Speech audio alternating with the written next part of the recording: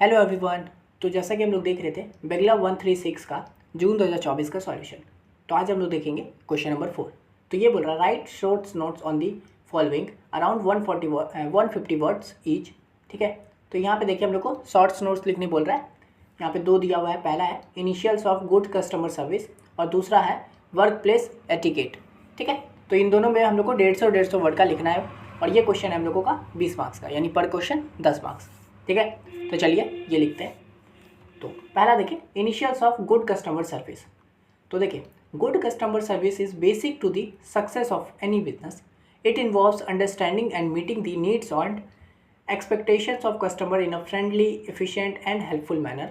Initial elements in good. ठीक है, तो देखिए गुड कस्टमर सर्विस क्या होता है, तो इसका पूछा है हम लोगों को।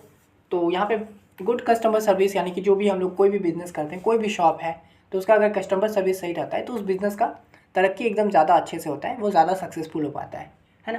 तो वही देखिए वही चीज़ लिखे है कि क्या करता है कि इसमें ये इन्वॉल्व करता है कि हम लोग को जो भी कस्टमर का नीड है, जो भी उनकी अंडरस्टैंडिंग है, जो भी उनकी एक्सपेक्टेशन है, वो हम उनको पूरा करके दें। ठीक है, वो भी एकदम फ्रेंडली मैनर में, है ना, जिससे कि उनका हेल्प हो सके। ठीक है, तो यही होता है हम लोगों का initial of good customer service का। ठीक है, कस्टमर सर्विस यही हुआ। अब देखिए इसी को आप लोगों ने क्या किया है, आप चाहो तो देखिए राइट शॉर्ट्स नोट बोला है, तो आप चाहो तो पैराग्राफ में लिख सकते हो। मैंने यहाँ पे ना पॉइंट करके बताया है। इससे क्या होगा कि आपको याद करने में आसानी रहेगा, आप आसानी से याद कर पाओगे। और अगर आप ऐसे ही पॉइंट में लिखते हो ना तो एग्जामिनर ज़्यादा खुश होगा और अच्छे से मार्क्स देगा। ठीक है, तो यहाँ पे देखिए हम लोगों ने पहले लिख दिया है कि भाई क्या क्या होता है गुड। अब हम लोगों ने इनिशियल एलिमेंट्स इंक्लूड या फिर की पॉइंट्स आर, तो इसमें क्या होगा कम्युनिकेशन। तो ये क्या है, clear concise and polite communication is key. Listening actively to customers concerns and providing accurate information helps build trust. तो पहला है हम लोग का कम्युनिकेशन। ये कस्टमर सर्विस में सबसे पहला है कम्युनिकेशन। कम्युनिकेशन मतलब बातचीत। ऑब्वियस ही बात है, जो भी हम लोग कस्टमर आता है तो हम अगर उनकी बात को सुनेंगे एकदम अच्छे से, हम उनसे अच्छे से बात करेंगे तो उनकी जो भी समस्या है वो हम सुन पाएंगे, उसको फिर सॉल्व कर पाएंगे, है ना। तो वही होता है कि clear concise and polite communication इसकी, कि हम लोग क्लियर साफ साफ करें, कम शब्दों में करें और एकदम पोलाइट होके बहुत अच्छा बिहेव रखें, हंसते मुस्कुराते अगर बात करेंगे उनसे तो वो ठीक रहेगा। तो initially listening actively to customer concerns and providing accurate, फिर वही हम लोग उनकी बात को एकदम अच्छे से केयरफुली सुनेंगे, फिर हम लोग उनका जो भी इन्फॉर्मेशन है जो हम अपनी ओर से दे सकते हैं उनको एक्यूरेट इन्फॉर्मेशन प्रोवाइड करेंगे। ठीक है, उसके बाद आता है एम्पैथी। तो ये क्या होता है, showing empathy by understanding and acknowledging customers feeling and frustration can significantly enhance the customer experience. ठीक है, तो वही सिंपैथी देना है। एम्पैथी मतलब सिंपैथी जो देते हैं ना हम लोग, कोई भी अगर कोई कस्टमर का अगर कोई प्रॉब्लम हो जाता है तो अगर हम उनकी बात को एकदम अच्छे से सुनेंगे और हम लोग उनको आश्वासन देंगे कि नहीं नहीं कोई बात नहीं, हम आपका ये सामान ठीक कर देंगे, तो उनको क्या रहता है कि वो तसल्ली रहता है कि अरे हाँ चलो। फॉर एग्जांपल अगर आपका एक शॉप है टीवी का, वो टीवी लेके गए, उनका ख़राब हो गया टीवी, अब वो टेंशन में है, तो अगर आप उनको दिखाओगे नहीं नहीं कोई बात नहीं हम कर देंगे ठीक, तो उससे क्या होगा, उनको खुशी मिलेगी। तो बस वही है कि एम्पैथी देना उनको। Understanding and acknowledging customer feeling, वही कि अगर कस्टमर थोड़ा सैड है या फिर फ्रस्ट्रेट भी है तो वो भी हम लोग उसका फीलिंग को समझेंगे कि अच्छा ये क्यों फ्रस्ट्रेट है, अभी नया टीवी लेके गया और तुरंत ख़राब हो गया इसलिए वो फ्रस्ट्रेट है। तो वो अगर हम उनकी तरफ थोड़ा दिखाएंगे इंटरेस्ट तो वो ठीक रहेगा। ठीक है, उसका देखें responsiveness, timely response to customers inquiries and issue demonstrate reliability and respect for customer time. ठीक है, तो रिस्पॉन्सिवनेस मतलब कि जब भी कोई कस्टमर का कोई प्रॉब्लम आता है तो अगर हम लोग उनको टाइमली रिप्लाई कर देंगे, है ना, टाइमली उनको रिस्पॉन्स कर देंगे तो वो भी खुश रहेंगे कि अरे हाँ मेरे को डाउट हुआ था, प्रॉब्लम हुआ था, मैंने इनको बताया, ये तुरंत सॉर्ट कर दिया। ठीक है, तो वो है रिस्पॉन्सिवनेस, कि जो भी उनका इंक्वायरी होता है या इशू होता है तो इससे क्या होता है कि रिस्पेक्ट बढ़ता है, कस्टमर का टाइम, ये हम लोग दिखाते हैं कि हाँ भाई आपका टाइम भी मैटर करता है हमारे लिए। ठीक है, तो ये हो गया। उसके बाद आता है नॉलेज। तो being well informed about the product और services allow representative to provide accurate and helpful information. उसके बाद आता है नॉलेज भी। हम लोग कस्टमर सर्विस देने के लिए हम लोग के पास नॉलेज भी होना चाहिए ना। जो भी प्रोडक्ट हम सेल कर रहे हैं अगर उसके बारे में हम लोगों को एकदम अच्छे से पता है तो हम उनको समझा पाएंगे ना। फॉर एग्जांपल टीवी वाला ही, तो जो भी उनको वो बात करें जिस भी कस्टमर केयर से, तो अगर उसको अच्छे से पता रहेगा तो वो बता पाएगा खुद से कि हाँ आप ऐसा कीजिए, अच्छा वो हो रहा है ठीक है, आप ये वाला बटन क्लिक कीजिए, ऐसे ऐसे करके उसको नॉलेज रहेगा तो वो बढ़िया से काम कर पाएगा, है ना। तो ये हो गया। उसके बाद आता है problem solving. Efficiently resolving issues and finding solution to customers' problem is crucial for maintaining satisfaction. ठीक है। तो वही है कि प्रॉब्लम सॉल्व कर दे, जो भी उनका सवाल आया है, जो भी उनका प्रॉब्लम है, अगर हम उनको सॉल्व कर देंगे तो उससे क्या होगा कि कस्टमर भी खुश हो जाएगा। तो वही है कि resolving issue and finding solution, जो भी उनका इशू है उसको रिजॉल्व कर दो, जो भी हम लोग सॉल्यूशन मतलब कोई प्रॉब्लम हो गया तो उसका सॉल्यूशन फाइंड करके अगर हम उनको दे देंगे तो वो ठीक रहेगा, है ना। इससे क्या होगा कि सेटिस्फैक्शन मिल जाएगा कस्टमर को। उसके बाद आता है consistency, providing consistent service ensure that customers have a reliable and predictable experience each time they interact with the business. ठीक है। तो कंसिस्टेंटी मतलब कंसिस्टेंसी मतलब कि हम लोग कंसिस्टेंट सर्विस, ये नहीं कि भाई पहला दिन अगर कोई दिक्कत हो गया तो जवाब दे दिए, फिर दूसरे दिन बोल रहा है तो इग्नोर कर दिए, ये नहीं, कंसिस्टेंट रहेंगे, है ना। अगर उनको प्रॉब्लम होता है तो हम लोग सेम वे में जैसे पहले थे अभी भी अगर उन्हीं तरह से उनको रिस्पॉन्स करेंगे तो ये क्या होगा, उनको अच्छा लगेगा, वो आगे भी बिजनेस में आएंगे, है ना। तो वही हो गया, कंसिस्टेंट सर्विस हम लोग अगर उनको देंगे तो क्या होगा कि वो ईच टाइम जब भी वो इंटरेक्ट करेंगे उनको ये लगेगा कि हाँ भाई प्रेडिक्टेबल है, कि अगर मैं ये शॉप पे जाऊँगा अगर कोई दिक्कत होगा तो ये सॉल्व कर देंगे, है ना। तो वो हो गया। उसके बाद आता है पर्सनलाइजेशन, तो tailoring interaction to individual needs and preference to of customer can make them feel valued and appreciate. ठीक है। तो इससे क्या है कि इंडिविजुअल्स, ये नहीं कि अगर मान लीजिए 4 लोग आ गए हैं आपसे बात करने के लिए तो आप चारों को एक साथ मैनेज कर रहे हो, तो उससे क्या होगा कि सबको लगेगा कि यार ये मेरा बात तो सुन ही नहीं रहा है, तो उसका बात सुन रहा है। तो इससे क्या है कि अगर हम लोग सबसे इंडिविजुअल से अगर बात करेंगे और उनकी प्रॉब्लम को सुनेंगे और उनको सॉर्ट करेंगे तो ये ज़्यादा बेहतर होगा, है ना। तो ये हो गया पर्सनलाइजेशन। ठीक है। तो देखिए इस तरह से अगर पॉइंट में लिखोगे तो कितना बढ़िया है, याद करने में भी आपको आसानी है और आप इसको लिख भी बड़ी अच्छे से पाओगे। और जब एग्जामिनर भी देखेगा ना, बस ये चीज़ का ध्यान रखना कि आप ये जो पॉइंट लिखोगे ना, इसको नंबरिंग नहीं दोगे कि 1 2 3 4, ये नहीं, ठीक है। इसको पॉइंट में ही लिखिएगा, ऐसे ही स्टार बना दीजिए, सर्कल कर दीजिए, वो कर दीजिए, बस पॉइंट में मत लिखिएगा, ठीक है। इससे क्या होगा ना कि अगर मान लीजिए एग्जामिनर ये सोच के देगा कि आपने जितना पॉइंट लिखा है मैं उस हिसाब से दूंगा, अगर 10 पॉइंट है मतलब 7 पॉइंट लिखे हैं तो आपको 7 देगा, तो वो उसको काउंट करना पड़े, ये नहीं कि आप खुद उसको दिखा दो कि मैंने 7 पॉइंट लिखा है, ठीक है। इसलिए थोड़ा उसका जो चेक कर रहा है उसके साथ थोड़ा दिमाग के साथ ये खेलना है हम लोगों को, ठीक है। तो देखिए इस तरह से लिखेंगे। अगर आप चाहो तो इसको आप अपने हिसाब से पैरा में भी लिख सकते हो, आप समझ गए हो, ठीक है। जैसे आपने यहाँ लिखा इनिशियल इवेंट्स इंक्लूड कम्युनिकेशन, तो आप इसको यहाँ लिख दोगे। उसके बाद फिर ये वाला लाइन को नेक्स्ट इसमें लिख दोगे, आगे बढ़ाते बढ़ाते बढ़ाते बढ़ाते, ठीक है। तो ये आपके ऊपर है। उसका देखिए दूसरा है वर्क प्लेस एटिकेट। तो ये क्या होता है, ये देखिए work place etiquette encompasses the behavior and practice that contribute to respectful and provide productive work environment, ठीक है। तो वर्क प्लेस मतलब कि जब जहाँ पे भी हम लोग काम करते हैं उसका कैसा रहना चाहिए, वहाँ का रहन सहन, वहाँ का कैसा सिस्टम होना चाहिए वो, ठीक है। तो behaviour and practices that contribute respectful and productive work, कि मतलब कैसा कि बिहेवियर लोगों का अच्छा होना चाहिए, है ना, जैसे क्या हो कि रिस्पेक्टफुल वे में और प्रोडक्टिव यानी कि ज़्यादा काम करने वाला वर्क इन्वायरमेंट बने, ठीक है। तो इसका क्या होता है की एस्पेक्ट्स, तो ये है पंक्चुअलिटी, तो arriving on time for work and meeting shows respect of for others time and commitment to your responsibility. तो सबसे पहला है पंक्चुअलिटी, ठीक है, यानी कि टाइम पे रहना अपना, जो भी आपका काम है, जितना बजे भी आपको टाइम है काम करने का, आप टाइम पे पहुंच जाओगे, है ना। अपना काम एकदम अच्छे ढंग से करोगे, ये नहीं कि अगर 10 बजे का है आप 12 बजे पहुंच रहे हो, तो वो नहीं करना है, ठीक है। Time for work and meeting, अगर वही वर्क पे मीटिंग पे अगर टाइम पे पहुंचते हो तो ये दिखाता है कि आपको अपना काम का तो कद्र है ही, आपके अपने समय का कद्र है, आप साथ में आपके जो टीम है उनका भी समय का आपको वैल्यू है। ये नहीं कि सब लोग आके बैठ गए 10 बजे, आप 11 बजे पहुँच रहे हो, ये नहीं, ठीक है। ये हो गया। उसके बाद है प्रोफेशनलिज्म, तो maintaining a professional behaviour, dressing appropriately and using polite language contribute to a positive work place culture. फिर आता है प्रोफेशनलिज्म, यानी कि आप अपना जो बिहेवियर है वो उसको प्रोफेशनल रखें, ये नहीं कि आप ऐसे बेकार मतलब जैसे नॉर्मल पहन के कपड़े पहन के चले गए हो, है ना। आप अगर कहीं मीटिंग में जा रहे हो तो एकदम वहाँ पे ढंग का कपड़ा पहन के फॉर्मल ड्रेस पहन के जाओ, लोगों से एकदम अच्छे से बात करो, है ना, पोलाइट लैंग्वेज में, ये नहीं कि तू ती अबे अबे वो सब नहीं, है ना।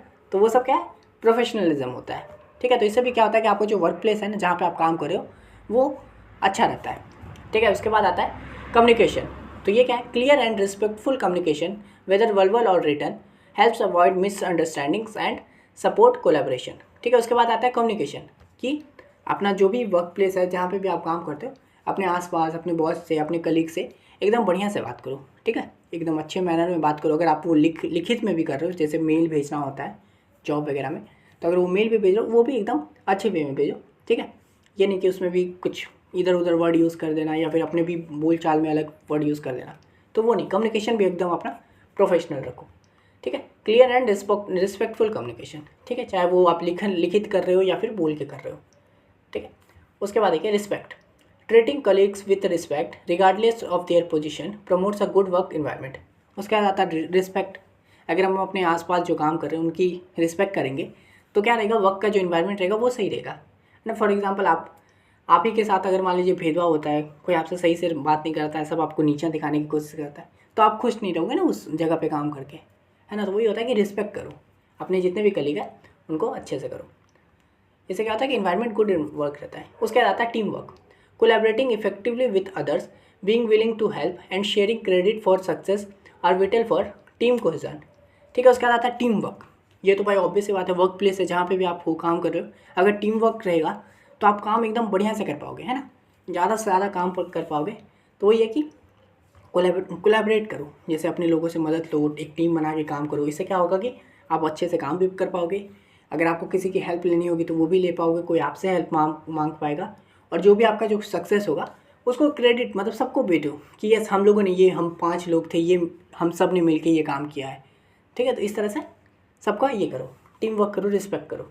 उसका रहता है कॉन्फिडेंशियलिटी। ये क्या है, respecting privacy and keeping sensitive information secured is crucial for maintaining trust, ठीक है। तो यानी कि यहाँ पे है कि जो भी अगर कोई इन्फॉर्मेशन ऐसा है किसी और के बारे में या फिर कंपनी के बारे में ही, तो अगर आप उसको थोड़ा छुपा के रखो, है ना, उस इन्फॉर्मेशन को सिक्योर रखो अपने पास, तो वो भी सही रहता है। इससे क्या होता है कि जिसकी जो प्राइवेसी है, किसी और की अगर प्राइवेसी है आपके कलीग की, तो उसका प्राइवेसी मेंटेन रहे, है ना, उतना ही बात करो उससे, उतना ही चीज़ें, उतना इंटरेस्ट लो, है ना, घुसो उसमें, है ना। और जो भी इन्फॉर्मेशन अगर वो सिक्योर रखोगे तो इससे क्या होता है, ट्रस्ट बढ़ता है ना। उसके बाद आता है positive attitude, maintaining a positive attitude even in challenging situation can boost moral and productivity, ठीक है। उसके बाद आता है पॉजिटिव एटीट्यूड, मतलब कि जो भी सिचुएशन हो एटीट्यूड आपका पॉजिटिव होना चाहिए। ये नहीं कि आप पहले ही हार मान जाओ। मान लीजिए कोई वर्कलोड ज़्यादा हो गया है, बहुत सारा काम हो गया, तो आप शुरू में बोलो अरे यार नहीं हो पाएगा, ये तो बहुत दिक्कत हो गया वगैरह वगैरह। इससे अच्छा कि यस मैं कर सकता हूँ, हम सब मिलकर कर लेंगे ये चीज़, तो वो रहेगा। तो आपका वही वर्क प्लेस जो है वो बढ़िया रहेगा, आप अच्छे से काम कर पाओगे। तो देखिए इस तरह से हम लोगों ने इसको लिखा है, और एकदम पॉइंट बाय पॉइंट बहुत सिंपल भाषा में, है ना। दोनों क्वेश्चन को मैंने बहुत ही सिंपल भाषा में लिखा है ताकि आपको समझने में तो कोई दिक्कत हो ना, और अगर आप खुद से भी लिखो तो भी बढ़िया से लिख पाओ, ठीक है। तो यहाँ से ये 20 मार्क्स का क्वेश्चन हो गया। अब चलिए हम लोग क्वेश्चन नंबर 5 देखते हैं। और हाँ, अगर आपको ये PDF चाहिए तो आपको पता है क्या करना है, इंस्टा पे मैसेज कीजिए, इंस्टा का लिंक डिस्क्रिप्शन में दिया हुआ है। ये पूरा PDF मैं आपको दे दूँगा, बिगला 136 का जून 24 का सॉल्यूशन, ठीक है। तो कर दीजिएगा अगर आपको ये PDF चाहिए तो। और हाँ, आपसे एक छोटा सा रिक्वेस्ट है, इस वीडियो के डिस्क्रिप्शन के एकदम एंड में एक वीडियो है, ठीक है, वो छोटा सा वीडियो है, कृपया करके उसे देख लीजिएगा, इस वीडियो के बाद देखिएगा, ठीक है। अभी ये पहले कंप्लीट कर लीजिए, वो 2 मिनट का ही वीडियो है, तो उसको ज़रूर देखिएगा, आपसे जो बन पाता है ज़रूर कीजिएगा, ठीक है। तो अब चलिए हम लोग क्वेश्चन नंबर 5 देखते हैं। प्रिपेयर अ ब्रीफ CV यानी कि curriculum vitae for a job that you wish to join, organise your points under various heading like educational qualification, professional experience etcetera. तो देखिए इस तरह का भी क्वेश्चन CV पूछता ही है आपसे, समझे, CV बनाने बोलता है, और CV आपका लगभग क्या सब में सेम ही बनेगा। CV मतलब वही रेज्यूमे जो बोलते हैं, वो बायोडेटा जो बोलते हैं वही, ठीक है। तो ये आपका 10 मार्क्स का क्वेश्चन है।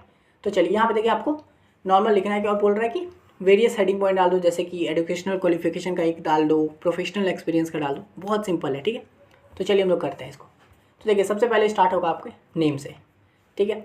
अब मैं जैसा बोला हूँ ये CV है, सब में कोई भी टॉपिक, अगर मान लीजिए यहाँ पे कोई टॉपिक लिख देता है कि इसके लिए बनाओ, इस जॉब के लिए बनाओ, तो भी आपका सेम ही बनेगा, ठीक है। तो इसको एक बार पढ़ लो, बाकी बल्ले बल्ले 10 मार्क्स फ्री का है ना। तो यहाँ सबसे पहले आपका होगा नाम, योर नेम। आपको ऐसे नहीं लिखना है, ये मैं यहाँ पे मैं लिखा हूँ, लेकिन यहाँ पे आपको अपना नाम लिखना है। एग्जाम सेंटर पे आप चाहो तो रैंडम नाम भी लिख सकते हो, सब कुछ रैंडम लिख सकते हो, जरूरी नहीं है कि आप अपना नाम लिखो, ठीक है। तो यहाँ पे हो गया रैंडम, मतलब कुछ भी मत लीजिएगा, जैसे जॉन सीना लिख दे रहे हो आप नाम अपना, वो सब मत कीजिएगा, कोई नॉर्मल सा, ठीक है। तो यहाँ पे हो गया योर नेम, यहाँ पे आप योर एड्रेस, कुछ भी नॉर्मल सा एड्रेस, फिर अपना सिटी, स्टेट, जिप कोड ये दे दीजिएगा, उसका अपना फ़ोन नंबर, और उसके बाद अपना email ID, ठीक है। तो इस तरह से आपने अपना डिटेल दे दिया, पर्सनल इन्फॉर्मेशन, ठीक है। उसके बाद देखिए ऑब्जेक्टिव होता है, यानी कि अपने बारे में ऑब्जेक्टिव थोड़ा बता देना। तो देखिए dedicated and motivated professional seeking a position in job title जो भी है यहाँ पे, फॉर एग्जांपल खुद से एक मान लीजिए ना, आप मान लीजिए आप एक सॉफ्टवेयर डेवलपर हो, ठीक है, तो यहाँ पे लिख दोगे dedicated and motivated professional seeking a position in software developer where I can leverage my skill in, कुछ भी स्किल लिख दो, फॉर एग्जांपल फ्रंट एंड है या back end to contribute the success of company name, यहाँ पे XYZ company name लिख दो, ठीक है। तो इस तरह से ये ऑब्जेक्टिव भी आपका हमेशा ही सेम रहेगा, ठीक है। अब देखिए ये हो गया। उसके बाद यहाँ पे आएगा आपका क्या, तो एजुकेशनल क्वालिफिकेशन, ठीक है। तो ये हो जाएगा। ये जो लाइन आपको दिख रहा है, ये आपको लाइन नहीं देना है, बस यहाँ पे आपने हेडिंग दे दिया अपना, फिर ऑब्जेक्टिव दे दिया। और हाँ, यहाँ पे ना ये CV बनाते समय आप 2 पेन का यूज़ ज़रूर कीजिएगा, या तो ब्लैक ब्लू का कीजिए, या और मान लीजिए अगर आपके पास ब्लैक ब्लू नहीं है तो अगर जेल पेन है ब्लैक का, तो मान लीजिए ऑब्जेक्टिव ये सब जो हेडिंग है उसको आप जेल पेन से लिख रहे हो, बाकी सबको डॉट पेन से लिख रहे हो, ठीक है। तो इस तरह से इसमें CV में थोड़ा ब्लैक ब्लू का यूज़ कीजिएगा, बाकी आंसर तो नॉर्मल जैसे लिखते हो वैसे लिखिए, ब्लू में तो ब्लैक। उसका देखिए एजुकेशनल क्वालिफिकेशन दे देंगे, और यहाँ पे आएगा आपका डिग्री नेम। फॉर एग्जांपल कुछ भी, ज़रूरी नहीं है कि आप जो किए हैं वही लिखो, अपने हिसाब से कुछ भी लिख सकते हो। फॉर एग्जांपल यहाँ पे लिख दो आप, अभी तो आप BCA कर रहे हो तो लिख दो bachelor of computer application BCA। उसके बाद यहाँ पे यूनिवर्सिटी नेम लिख दो, यानी IGNOU लिख दो, फिर यहाँ पे दिल्ली लिख दो, है ना। तो इस तरह से लिख देना, स्टेट वगैरह। फिर आप कब ये चल रहा है तो वो लिख दीजिएगा। आप चाहो तो इसको एक टाइमिंग भी लिख दीजिएगा कि 2020 से लेके 2024 या 2023, इस तरह से, ठीक है ये। और फिर इसमें GPA कितना है, आपका मार्क्स कितना था, परसेंटेज कितना था, वो भी लिख दीजिएगा। तो इस तरह से लिख दीजिएगा। ये पहला पार्ट हो गया। फिर एक लाइन का ब्रेक, उसके बाद फिर यहाँ पे दूसरा पॉइंट दीजिएगा।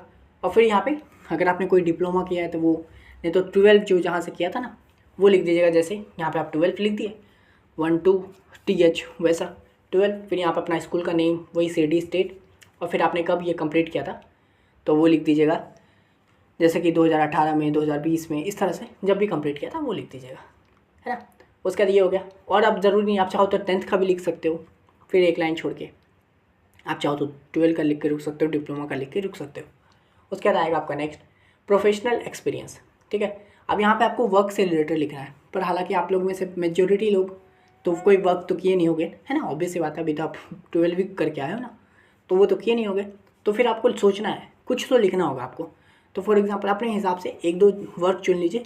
जैसे लिख दीजिए एक नासा में साइंटिस्ट हूँ मैं, 2 साल में नासा में था, फिर मैं इसरो में आ गया, चंद्रयान में भी मेरा ही काम था। तो इस तरह से आप लिख सकते हो, ठीक है।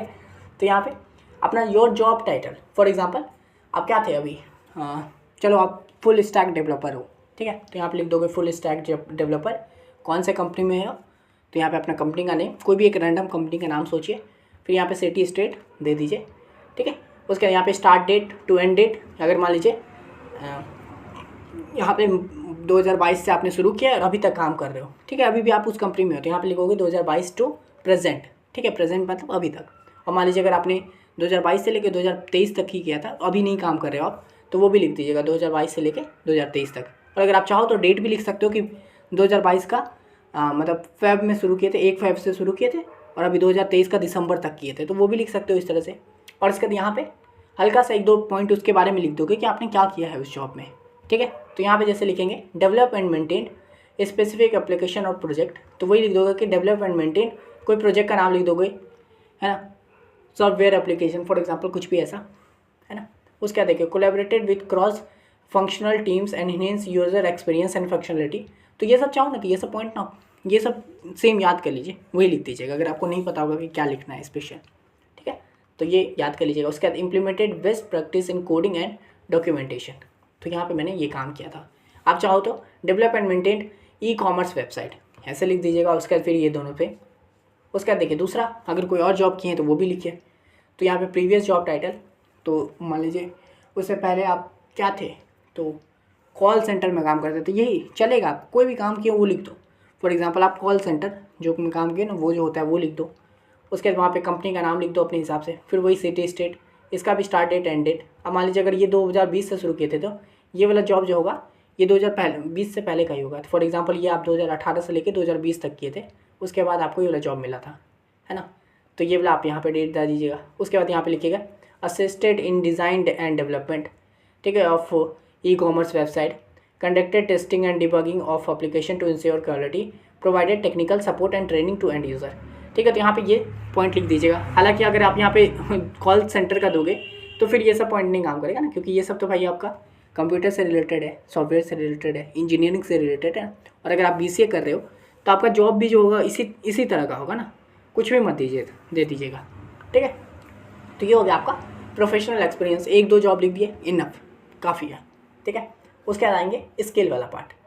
तो देखिए स्किल्स में आप यहाँ पे 2-3 पार्ट में कर दीजिए। टेक्निकल स्किल्स में कर दो तो आप यहाँ पे जो भी लिख सकते हो, C++, जावा, पाइथन, है ना, HTML, CSS, जावास्क्रिप्ट, इस तरह से आप टेक्निकल स्किल्स में कॉमा करके लिख दो जितना आप जानते हो।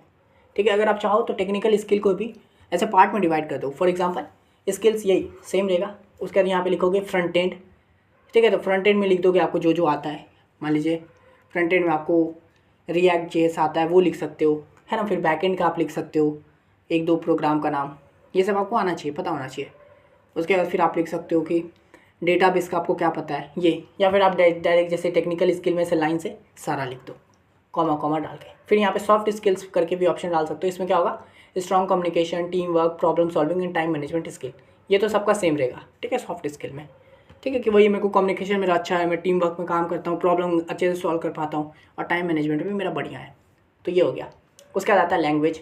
तो ये यहाँ पे लिख सकते हो लैंग्वेज की fluent in English and Hindi and जो भी मराठी, गुजराती, तेलुगु जो भी है, तो इस तरह से आप यहाँ लिख सकते हो। फिर यहाँ पे देखिए एक प्रोजेक्ट वाला पार्ट लिख सकते हो। कोई प्रोजेक्ट बनाया, फॉर एग्जांपल ई-कॉमर्स वेबसाइट आपने बनाया था, वो लिख दो। फिर आपने क्या बोलते हैं वेदर ऐप बनाया था, वो लिख दो। और इसके बारे में हल्का सा कि in this e-commerce website we order ये वो पेमेंट कर सकता हूँ, वो लिख दोगे। ठीक है, वो लिख दिया प्रोजेक्ट के बारे में 1-2 पॉइंट। उसके बाद इंटरेस्ट, लास्ट में इंटरेस्ट लिख दो। इंटरेस्ट क्या है कि आपका जो भी है list of hobbies, playing cricket, है ना, रील्स स्कोर करना, तो ये सब आपका इंटरेस्ट हो गया। समझे। तो यहाँ पे हो गया आपका पूरा CV। ये CV आपने एक बार याद कर लिया, एक बार आपने बना लिया, यही CV आपका हर जगह काम आने वाला है, सब जगह। ठीक है, कोई भी क्वेश्चन है, कुछ भी पूछे, यही बनेगा। ठीक है, तो आशा करते हैं आपको वाला वीडियो समझ में आ गया होगा। एकदम डिटेल में बताया हूँ मैं आपको, अपने हिसाब से इसको कम ज़्यादा कर सकते हो। ठीक है, तो और हाँ, अगर आपको वाला वीडियो चाहिए तो इंस्टा पे मैसेज कर दीजिए। बाकी प्लेलिस्ट को भी ज़रूर देखिएगा अगर आप इग्नू BCA से हो तो। इस वीडियो के लिए इतना ही, मिलते हैं नेक्स्ट वीडियो में, तब तक के लिए धन्यवाद।